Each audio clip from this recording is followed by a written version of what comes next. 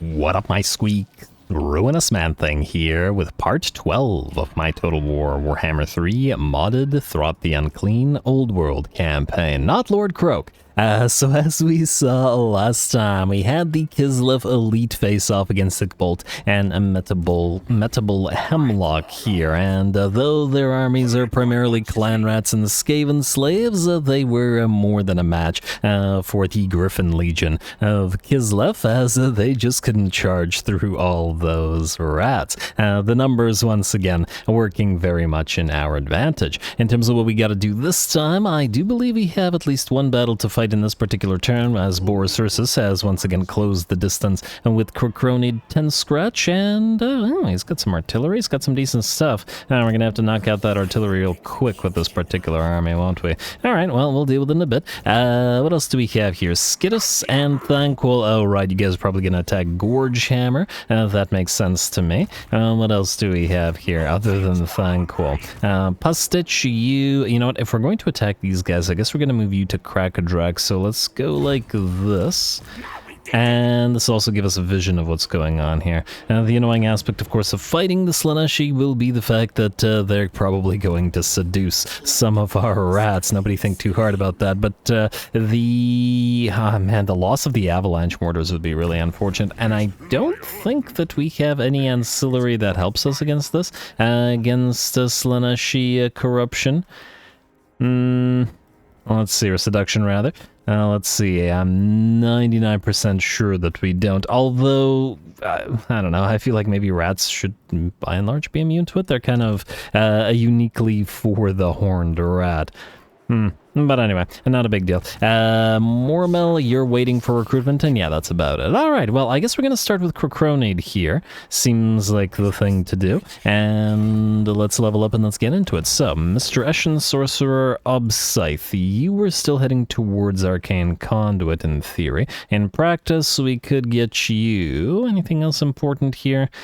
Do we need Skitterleap in this particular army? It kind of doesn't need it. The Unspottable is nice, but it doesn't give our units snipe, and therefore it isn't going to be nearly as useful in this particular situation, as the entire army already has that. So I guess we're just going to go through Magical Reserves and all the way to Arcane Conduit as we can. Warlock Engineer, you have all the most important stuff, but yeah, might as well max out Flensing Ruin. It's a pretty decent thing to have, and then we'll go for Warpstone Calibration to make you, you know, shoot your shot further. Lob your rockets, I mean. Boris Ursus, it's time. You've got a... if you get ambushed, you're dead. He got ambushed. Ouch. Well...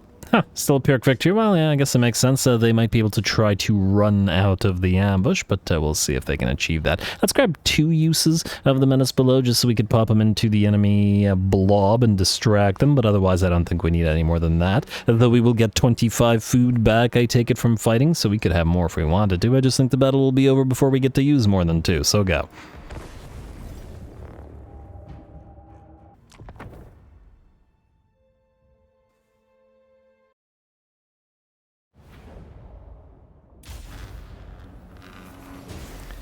Alrighty, here we go. Should be a pretty darn interesting fight. The enemy army has plenty of elites to call upon, and, well, I suppose their army composition almost echoes that of a Skaven army composition, as they have a pile of basic Kossars and Kislevite warriors making up about half of their army, and then the other half are full of the elites and dangerous units, though it'll be one less so, as in a brutal volley of shuriken, the Urigan cannons go down and are immediately deleted. The rest of the enemy army that needs to be concentrated, the Snow Leopard, the Little Groms, the light and heavy war sleds, the units of War Bear Riders are going to be what we focus on at the back of the column. Then we've got the Veil of Shadows, which we've spawned right in the center of the enemy army, as well as the pile of clan rats, essentially so that we don't get bogged down by piles of oh, did you really just... Really? This isn't even a hill. How did you get the... I hate magic missiles. I hate magic missiles so much. There's no elevation. It's just fireball whip right... It's not even close to the enemy. Well, whatever.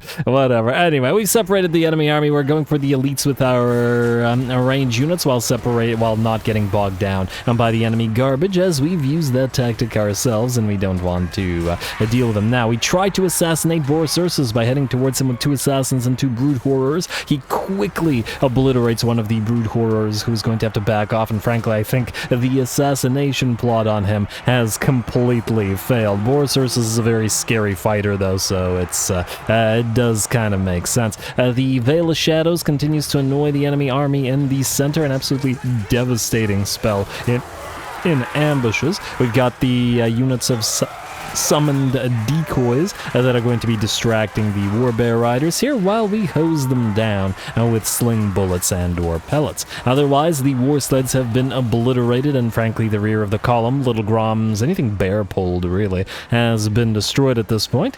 Though we are almost out of shuriken ammunition, that's alright, because I'd wager that the slings should be able to take care of the Kossars and the Kislevite warriors just fine. Boris Ursus, he's angry about what happened and our attempt to assassinate him. The brood horrors and assassins are running, and we're just gonna back off. I don't think we have an easy way of killing him, at least until we got more units. Here comes the 3rd assassin to join the rest, as well as the Ixchus Triads, who charge right through him, weirdly enough. Oh, actually I lied. That's weird.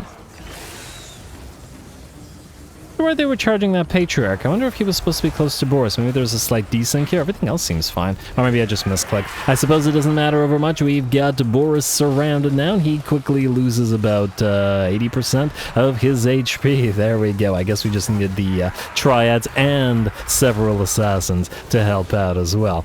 Alright, and down he goes to 10% HP, and he will shatter. The rest of his army in the meantime is pretty much destroyed. Just a little bit more work, and the By Our Blood will end. And they're gonna hunt down that Patriarch as well. A little pile of Kislevites still rushing into the fray while in By Our Blood. And we should be able to chase down and destroy pretty much every single unit here. And by virtue of our spell work and our fast-moving units, we were able to essentially prevent the piles of Kislevite warriors with sabers and shields. Those are the ones with the little blasting charges or grenades or whatever it is that they throw. Prevent them from annoying us too much, so that worked out well. There we go. Anyway, the battle is ours. The assassination of Boris may have failed in the short term, but, the battle was ours eventually.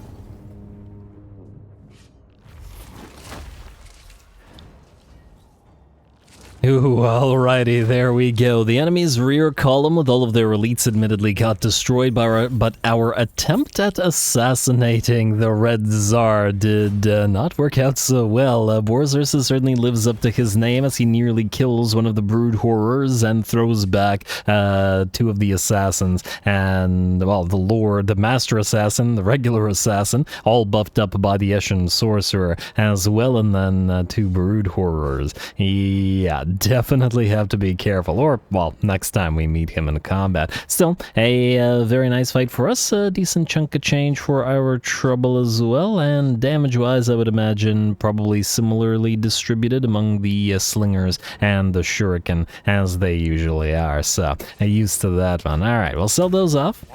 What level are you at, by the way? 32, pretty darn solid. And I got another spotter spyglass, which I don't care for, but a gambler's armor, which I very much do. You can go into an camp stance, as we've got other settlements nearby, and I guess we'll be heading to Yaren next. Maybe we want to capture Garanich before this guy occupies it. We could generate another lord here as well, though these guys are moving northward. Yeah, that probably should be somebody following Krokronid around, though I was going to get another lord here somewhere. Oh, right, to follow Thankful, because Skittus is going to move this way. Actually, speaking of Skittus, you're going to need 2 more mutant rat ogres, like so. And I would like them both to have... Okay, you have contaminating attacks, I mean, that's fine, I guess. I don't really care... Huh? Wait, what? I'm sorry, what? Melee attack minus 5. Why is your melee attack at 45, whereas this guy's melee attack is 70? Oh, that's why. Okay, you got the... I was confused there for a second. You got the useless garbage augment. Alright, well, you're gonna be deleted immediately as well. I guess we could use you to fight for a turn, unless we do have space for another one. Alright, let's get another one then. You goodbye. And yes, I'm aware we could just send them to their deaths. I just don't want them to take up space in the army. Let's see about you. You have... Oh, you started with the propane perspiration. Fantastic. And yes, the Helped Abominations are kind of better for this particular purpose, but I don't want to go too similar to other armies, so we're just going to go 2 A-bombs and 2 mutant rat ogres. You will need the trait, though, and the propane perspiration trait. No, not mammoth... Well, actually, yes, you will need mammoth skin clothing. In fact, all of you will, but propane perspiration is the key thing, because it gives you both flaming attacks and the fire weakness. So do that. And you didn't even get an instability. Good job, little guy. All right, and these rat ogres are kind of a placeholder until we can get a, not an assassin, but another caster, I want to say, in here. Anyway, you're gonna move on up and take a mammoth boneyard. Thankful you're gonna get ready to go for Grungdrekas. In fact, we're probably gonna do this immediately. Kind of an unnecessary war, but what are you gonna do? Let's do it. That's what we're gonna do. It's the Skaven way. Declare war, call your allies to help, don't bother. Well, actually, what if they betray us? And we could attack them without bothering to wait. And yes, we could just straight up betray them. Although, do we actually care about doing so? You know what? Don't bother, because I don't want them fighting each other then afterwards. Although, would that have some benefit to us? They'd be trying to move up here, these guys would be trying to go up there. Nah, I feel like that would be annoying. Don't call allies to help, it's a waste of time. It's a waste of time, especially if we end up actually piecing out with these guys, which is a distinct possibility. Thankful, you are going to, I guess, just straight up attack this place. We've got a lot of spawn and a lot of devoted marauders of Slaanesh. Neither of those should, in theory, be of particular threat, but I guess we'll see. And we'll see right now. Go.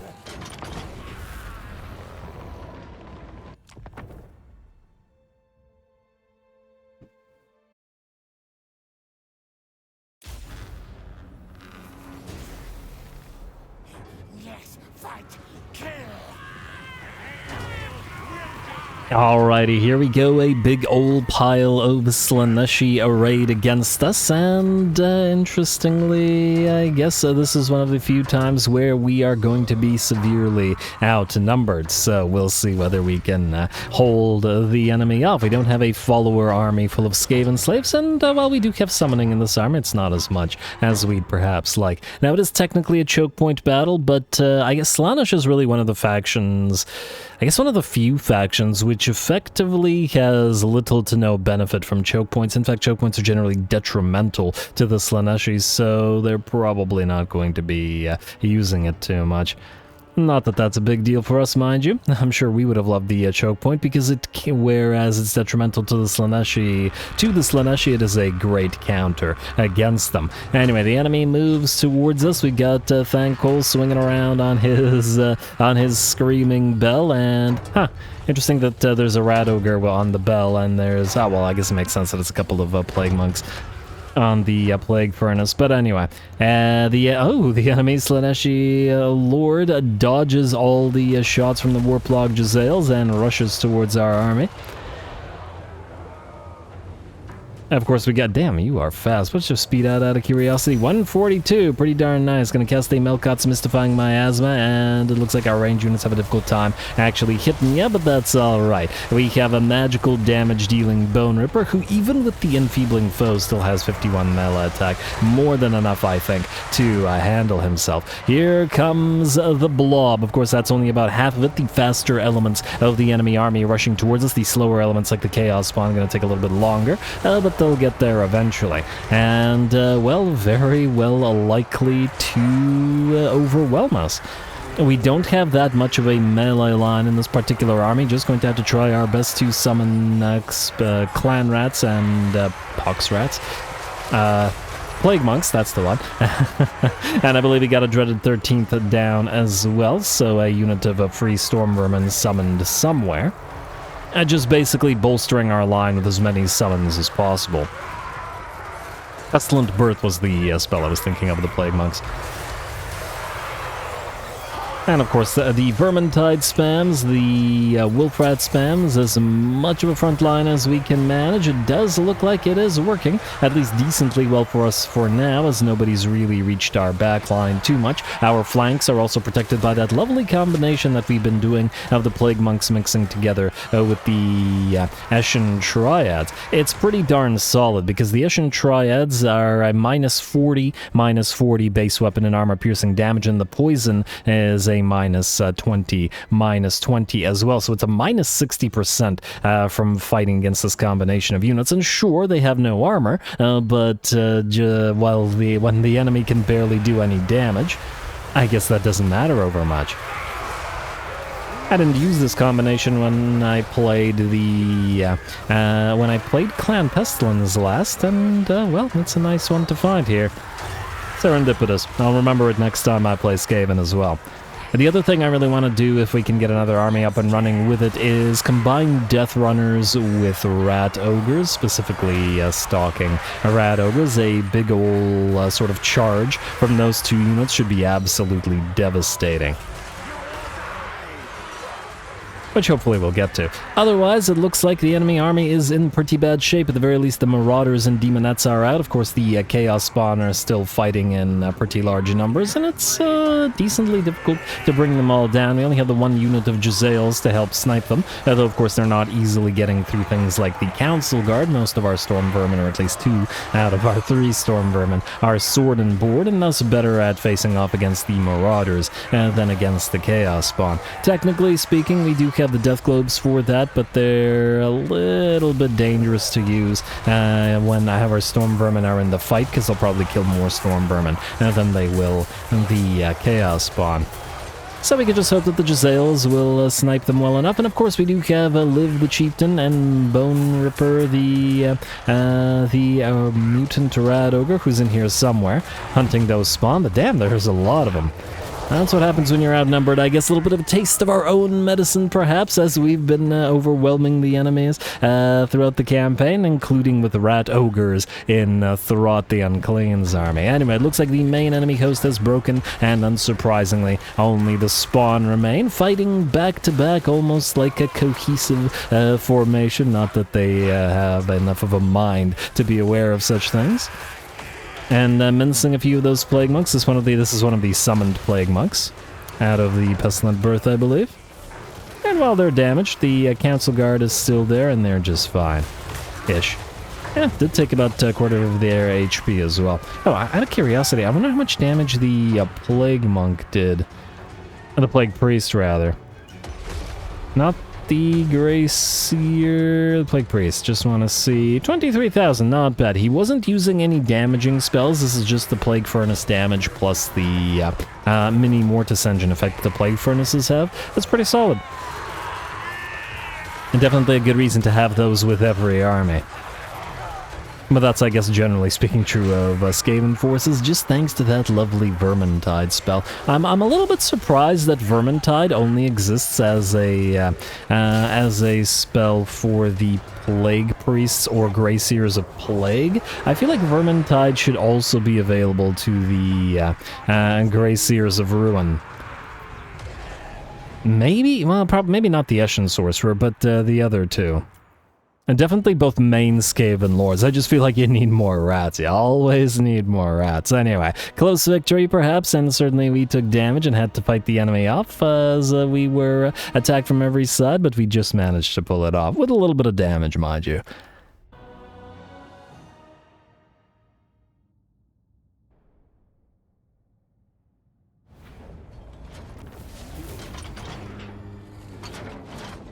All right, there we go. It's feels very odd to be outnumbered as the Skaven. Really, the only factions that should outnumber us are probably undead, but well, we still managed to carry the day. Anyway, yeah, probably could use another Plague Priest in this army, but I don't want to let go of those Avalanche Mortars because they've been doing good. The Radakan fighters got 14k damage, swell for them, and ooh, Souris Vert got 16,000 damage as well, even beating out the non-Regiment of Renown, non-Council Guard Storm Vermin.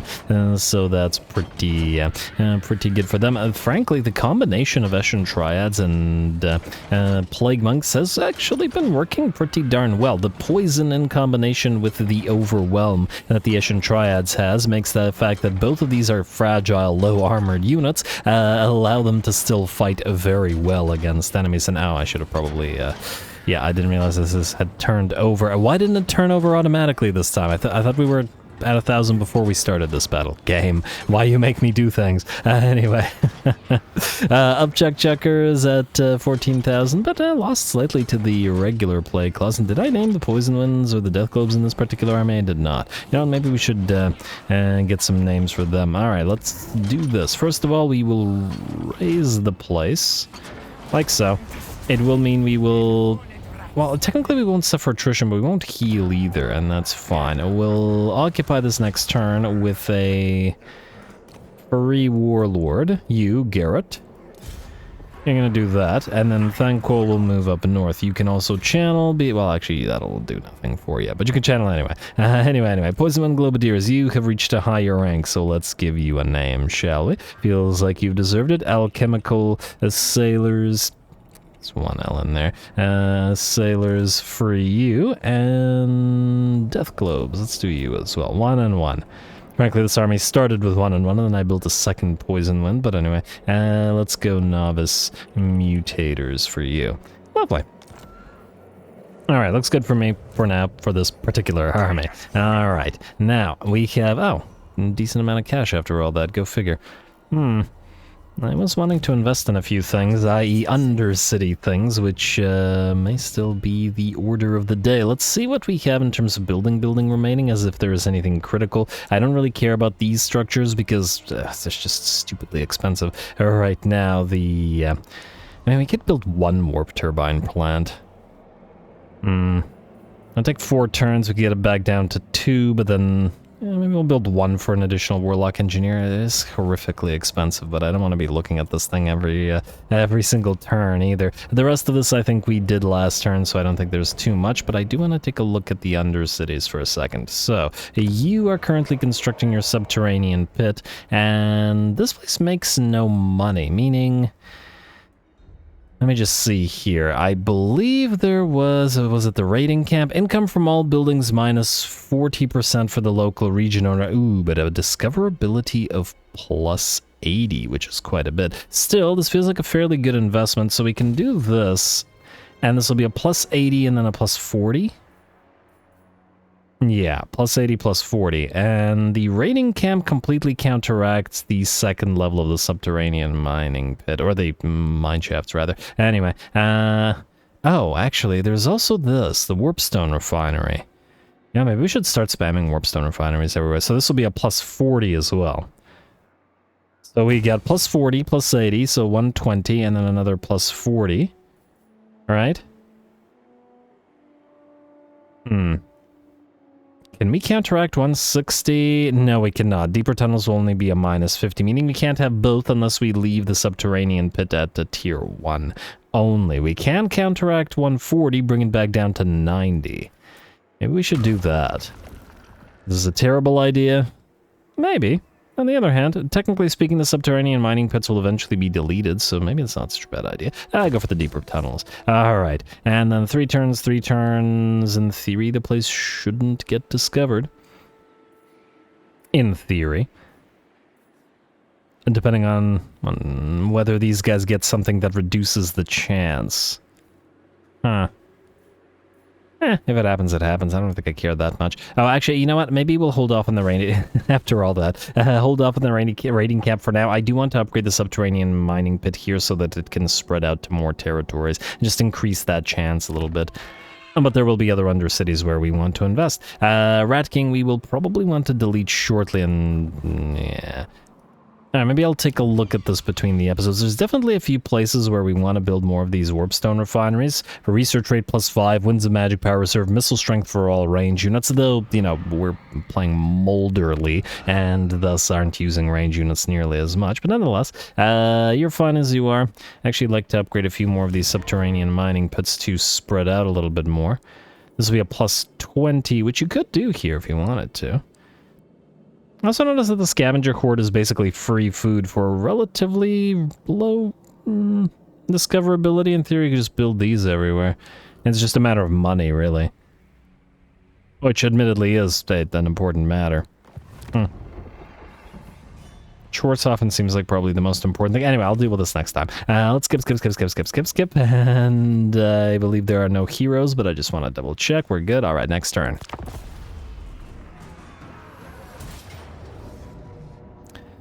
Alright, Karak Kadrin. Oh, the poor Slayer pile got ambushed. Granted, I'm sure it's what they want, but, you know, still, poor Slayer pile. I guess we're gonna go for another battle. Go.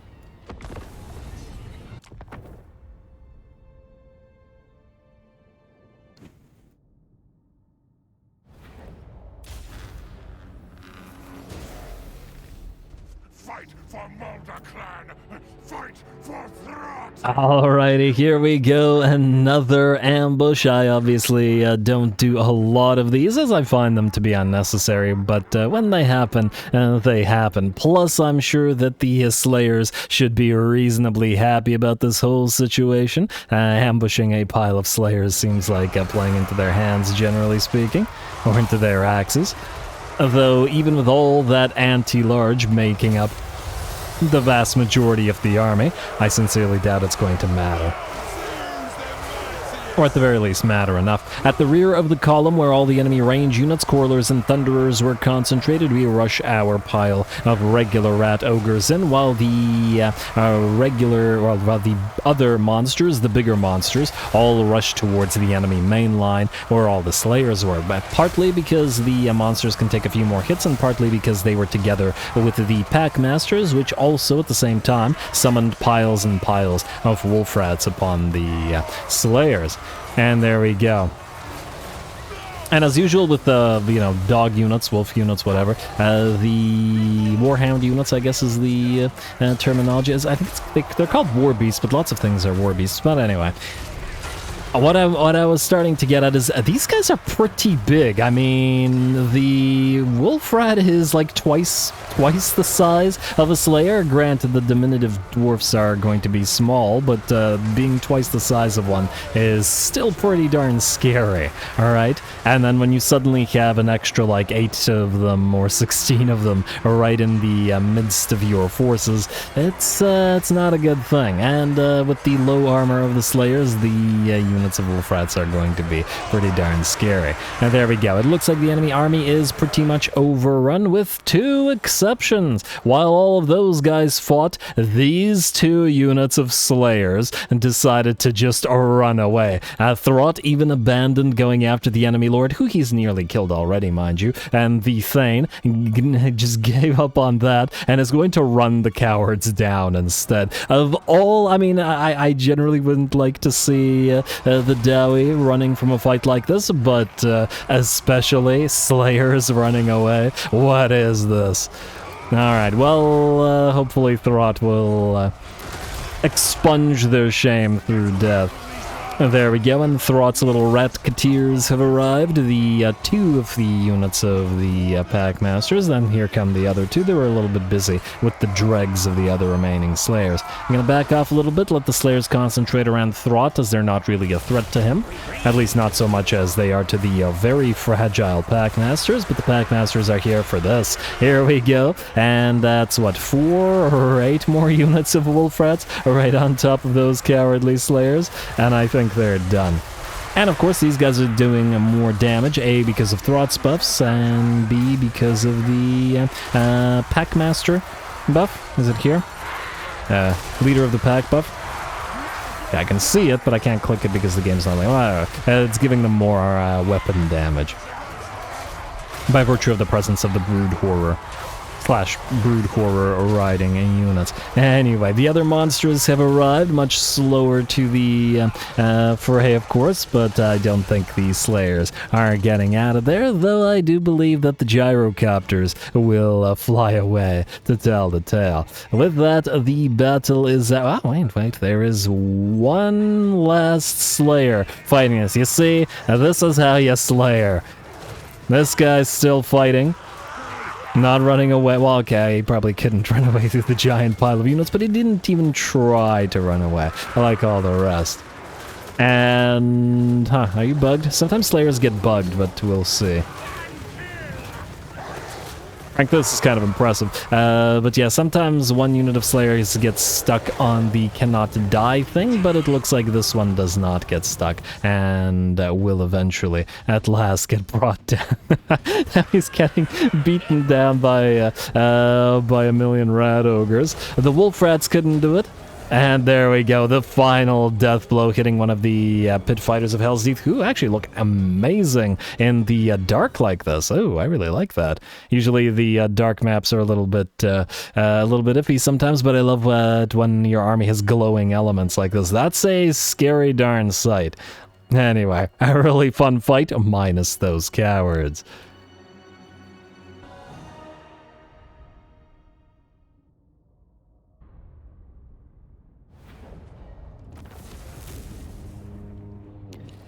Alrighty, there we go. That was certainly a fun fight, but have you ever seen such a shameful display? All those Slayers, like 15 of them, or I don't know, 13 of them? But anyway, lots of 12. Lots and lots of Slayers. Wait, no, actually 13 of them.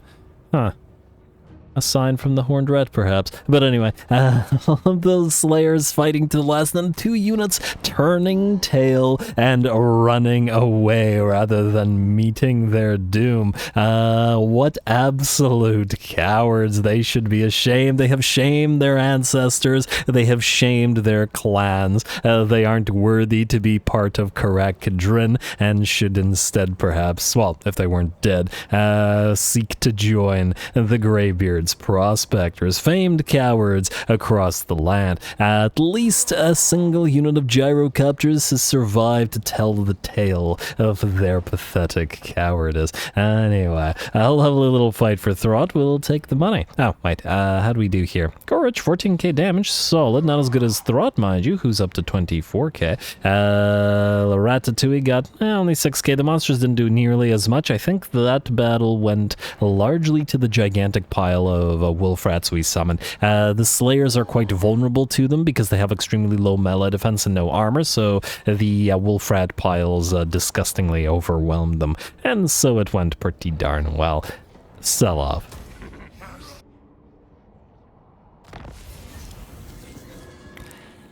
Alrighty, there we go. Confederation between Karak Kadrin and Zufbar. I'm surprised the Zufbarites were willing to join Karak Kadrin after that shameful display. And yes, I'm still on that. I mean, I guess for you guys it happened like 2 seconds ago, but for me it was like 3 to 5 minutes ago because of the unturn being edited out. But anyway, enemy killed in battle, Ranger standard, cowards, ready for duty, Hellkeek the insane warlord, technology research, recovery. Oh, right, I want to see what this actually does. It gives recovery to every single unit. Now, recovery isn't like regeneration. I mean, it's like an inferior version of it, unless I'm mistaken. Regen is 0. Okay, so it's basically half of the HP recovered. However, without the weakness to fire, which is interesting. Anyway, for Dwarslav, oh, now it does the thing.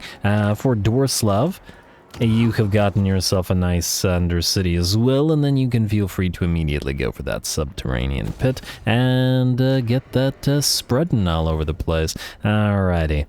Cowards. Anyway, in terms of what we have to... I see you haven't gone here. I mean, we could immediately occupy one of these places. Do we risk this guy running over here? You know, I don't think we do. I think we just take it with Krokron. And it does mean that he's not attacking for a turn, but not a big deal. Colonize. Alright, at turn 1, and then here we will summon the Hellkeek, the Insane guy, and then we'll have him follow Kerkronid around. That's probably the better way to do it, I would say, anyway.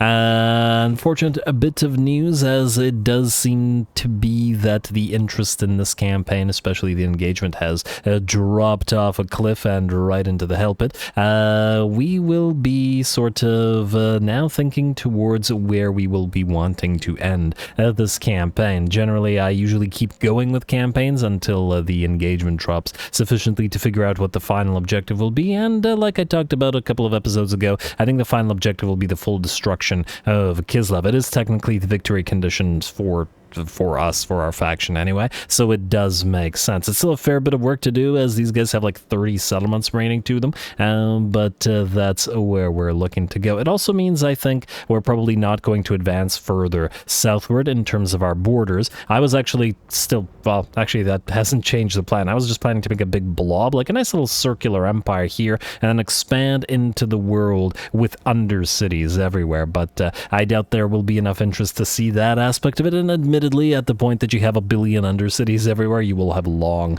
won the campaign. But we still have work to do here. Anyway, ooh, your army is ready. Oh, isn't that lovely? Fabrigir, go into this army. And then this army, start moving. Wait, can you move further in? No, I cannot. Alright, you're out of here, Trere. Go fight some Kislevites. I'm excited to send those Doomflayers into combat. Was there anything else that I wanted to pop into this army? Maybe replace the Ashen Triads with a couple of Warp Grinders. That would work nicely as well with the sort of engineer aspect of this. And our Moulder presence is a little bit low with only 2 Pack Masters, so we could, I don't know, pop a couple of Rat Ogres in there as well, just for more Moulder presence, but it's not the most critical thing, I will admit. Speaking of molding, you go kill Baron Brynbright. And a little ambush, dude. You just got ambushed, although I guess the guy that had command was already killed. Anyway, we'll auto-resolve this for obvious reasons. And, oh, right. I forgot that I think everything in this army is named except for these 2 guys. Let's see. Morskstars, Hellion, Ratatouille, Cuddles, the Ratastrophe, Wolfrats, Pit Fighters of Hell's Deep, Swole Patrol, Ratabolic Steroids, Roid Rage, Rodents, and Gym Rats. Yeah, okay, you two. You can be Moldy Mutts. And you can be Bear Rats. Like so. Alright, and just to pick him out from the rest of the Pack Masters, you are going to be Albert Whisker. Like so. Why this guy? This guy has the replenish troops, so everybody else has scavenge. And oh, right, I was going to get Throt another one of those guys, but anyway, we'll do it later. I keep saying that. Whether that's the case remains to be seen. Anyway, we're still working on the Spinists and the whatever this was, Underway Crossroads, and that means, unless I'm mistaken, we'll probably go for Saboteur Web next here, so we can ignore that for now and build one of these. Ensure product quality is probably the best option here.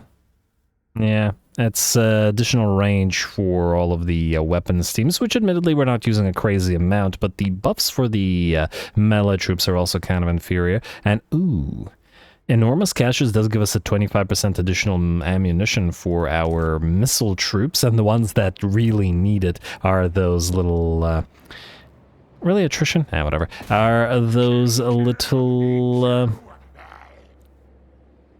Shuriken units, that's the one. Anyway, another ambush, but I think this one is not worth fighting. Oh, Snorri was in here, but still, auto-resolve. Hopefully this doesn't horrifically damage our army. Poor Ratatouille got damaged and won't heal from this, but we'll move while healing afterwards. Alright, fine, fair enough. Sell off. And our food's good again. Lovely. Alright, enemy killed in battle, enemy killed in battle, enemy killed in battle, another Hell Pit Attendant, another Book of Assure, nice find. And rest assured, we'll put it to good use. You can now move this way. We're going to be trespassing through the Orky territory, but since we've decided not to advance further this way, we will be raising the territories of the Karak Kadrin dwarfs, mostly because otherwise they'd be going this way. Or possibly setting up undercities in them, I don't know. We haven't decided yet. Really? You can't underway up here? You have got to be kidding me. This is so annoying. This isn't even that far. Oh, you gotta be kidding me. What about you? Oh, you can. Okay. If that guy can, I guess you two just aren't close enough to the edge. All right, go right here. Oh, for the love of... I didn't mean to move that way, but anyway. And you cannot either. Okay. Well, I screwed that up a little bit, but what can you do? Next turn, you'll be able to move. Go into encamp stance. Frankly, you should have been in encamp stance as well, but anyway. Anyway. Crocronids moved. Skittus. You were going to go for Mammoth Boneyard, and I guess up north to Aesir Pass. Do we want to raise these? You could probably trade it to... Oh, wow. Brennan's encampment is basically worthless as well, isn't it? You know what? Occupy this just right... Wait. What do we have in terms of defenses here? Palisade? I got some okay stuff. We could save this for next time. It does call it a Pyrrhic victory, but I think it's severely underestimating the fact that we have frickin' poison wind mortars and flamethrowers, warp fire throwers.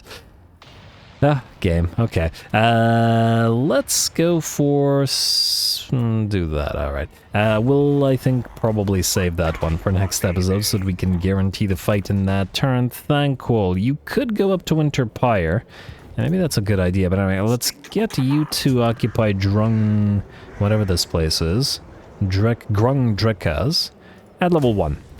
Then we will engage in expansionist planning. Then, these guys will want to peace out. What I want to do is try to maybe take and occupy Grung Dubekzulf, and then maybe try to trade it to these guys for Icicle Pass, plus the peace agreement. They don't want to do it now, but maybe we can pull that off. Winter Pyre, we probably could go for you. Immediately. Oh, they do have armies here. They probably can't reach us. Is this worth fighting? I might fight this between the episodes if I forget. And if I don't forget. And if I do, then we'll just fight it at the next time. And maybe immediately occupy it, immediately build buildings, and then immediately try to trade them for peace. Obviously, we could wipe these guys out, it's just that I don't really care about them. And having a Slaanesh faction on the border isn't too bad. Plus, the big issue with fighting Slaanesh is that all the other Chaos factions hate it when you fight Slaanesh. They don't care when you fight most other Chaos factions. In fact, most of them don't like each other. But because... I don't know. You know, Slaanesh is fun. They all seem to get really upset if you fight them, so that's just going to be something we have to deal with. Anyway, Medieval Hemlock and Ickbolt. You can reach Castle Alexandrinov, though you are kind of hurt, and... It's got fairly decent defenders. Oh, wow, we got more Zarguard, 2 units of Ice Guard there, more Griffin Legion artillery this time. Man, these guys are... they keep running into more foes than you would... but that's alright. Not a big deal.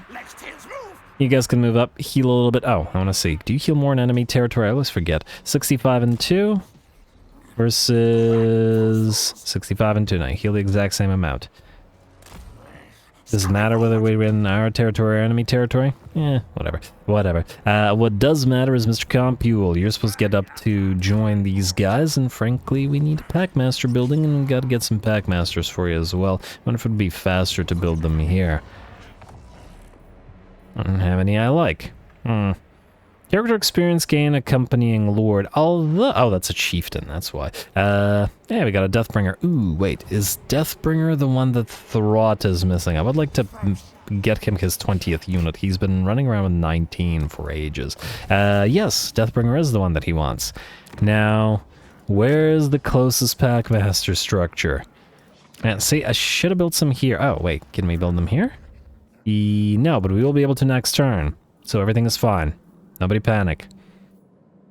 Everything is fine. Let's probably get some of these guys in here as well. Anyway, there's probably a little bit of admin to do, and I think this is probably then a good place to call the episode here. I'll take care of the admin like the building, and we'll take a look at the Undercities again, because it's something of a hassle right now, especially with limited on-screen time. And then next time we can come back end the turn and then immediately go for whatever remains here, plus the battle that I was talking about. And I will see if I can remember to fight this between the episodes as well. Anyway, stay tuned for more rats. Don't forget to leave those likes and comments below, as they will determine how long this campaign continues to run for, though I do think that we have a pretty solid objective in wiping out the Kislevites all the while continuing to sabotage ally and enemy alike with our undercities propagating themselves. All glory to the algorithm, and thanks for watching.